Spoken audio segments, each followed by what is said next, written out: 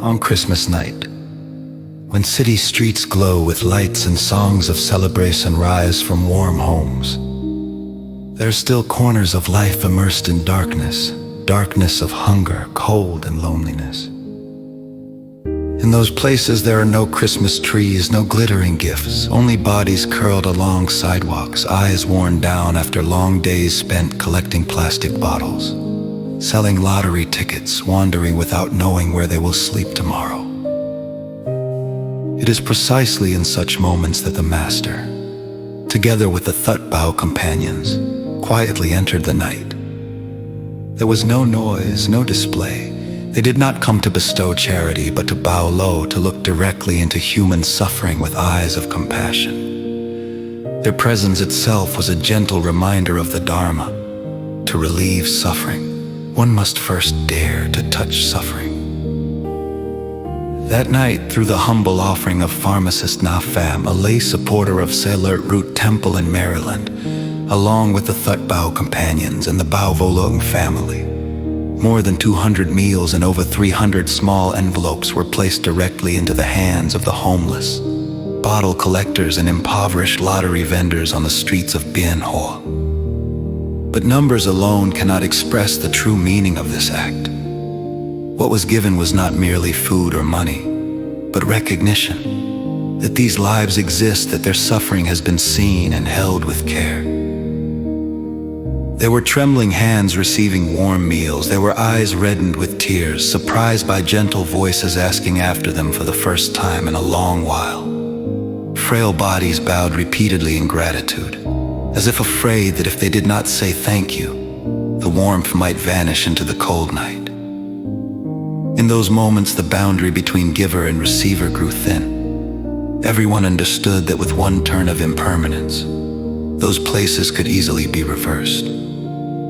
The Master stood there without delivering a long Dharma talk, yet his calm silence itself was living Dharma. It was the Dharma of compassion in action, bringing the teachings down from scriptures into hungry hands and wounded hearts. That night, Buddhism was not found in books, but in every carefully offered meal, every envelope given with both hands, every quiet wish for peace. The Thất Bảo companions worked together, each doing their part, sharing one heart.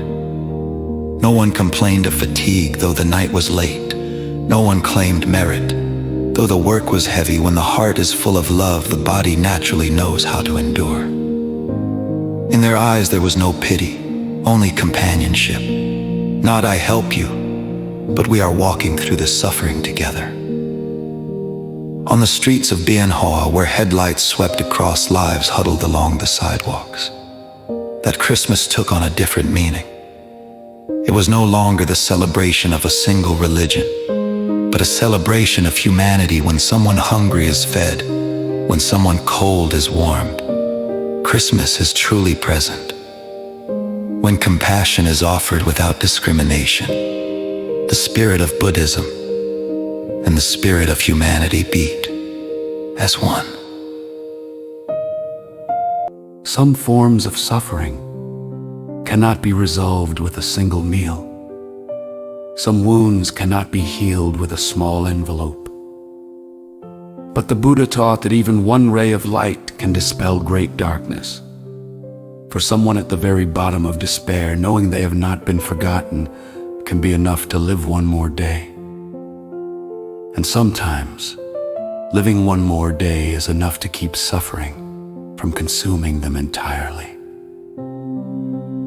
From afar, pharmacist Na Phạm sent not only material support, but faith in human goodness. This was a beautiful offering, not merely of money, but of Dharma, allowing the teachings to come alive in the world. The merit of such giving lies not in numbers, but in the wish to share suffering with people one has never met. When the last meals were handed out, and the final envelopes left the giver's hands, what remained was not emptiness, but a deep stillness. The stillness of touching the true nature of life.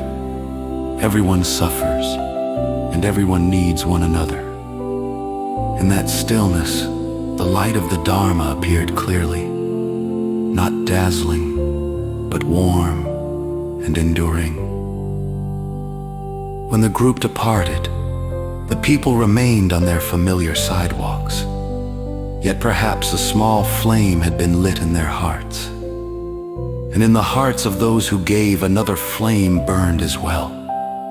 These two flames met in the night, warming one another, before each continued on their way carrying a fragile, yet very real, hope.